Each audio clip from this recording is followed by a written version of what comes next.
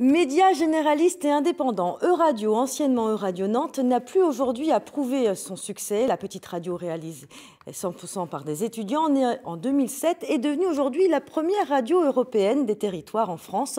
Sur les ondes, les accents sont multiples, mais la crise sanitaire vient de mettre un coup de frein à son bel élan. Avec moins de jeunes et de projets, Vincent Rénal, Antoine Repère et Éric Bellamy leur ont donné la parole.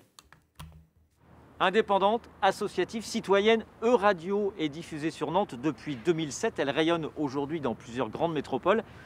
Elle permet à de jeunes Européens de se former en direct au journalisme. Ils tiennent l'antenne. Une radio-école qui a formé plus de 250 jeunes et qui a vu son mode de fonctionnement légèrement chamboulé depuis le début de la crise sanitaire. Soyez les bienvenus dans les directs à Nantes. Nous sommes le 16 décembre. Au menu d'aujourd'hui, les pêcheurs bretons et leur inquiétude pour le Brexit, un témoignage détaillé de Maximilien Fonklenze. Euradio, c'est un média assez innovant par sa ligne éditoriale. On fait le lien perpétuel entre ce qui se passe sur le terrain local et l'échelon européen.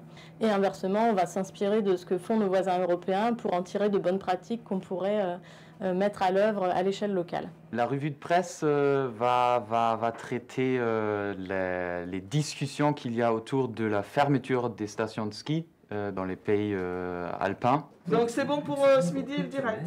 Oui. On a dû un petit peu réduire en fait le nombre de jeunes accueillis, notamment tout simplement pour pouvoir respecter les mesures sanitaires. Certains ont choisi aussi de ne pas venir par prudence.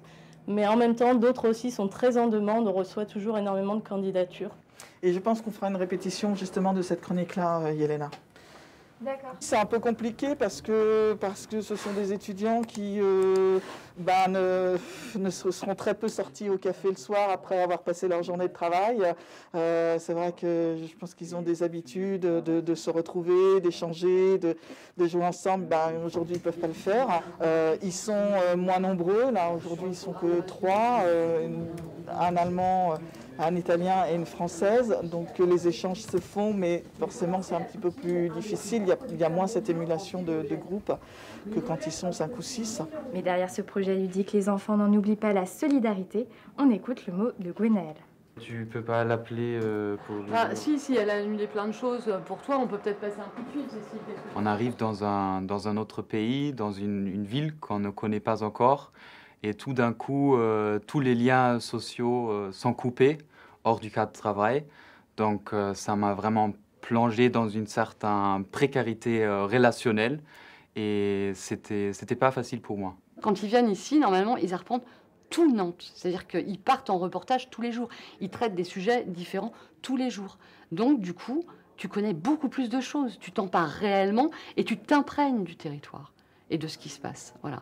Et c'est ce qu'on n'a pas, là, aujourd'hui, avec la période Covid. Donc, pour nous, c'est un peu désastreux, cette période-là. En tout cas, c'est une promo qui n'aura pas marché comme les autres.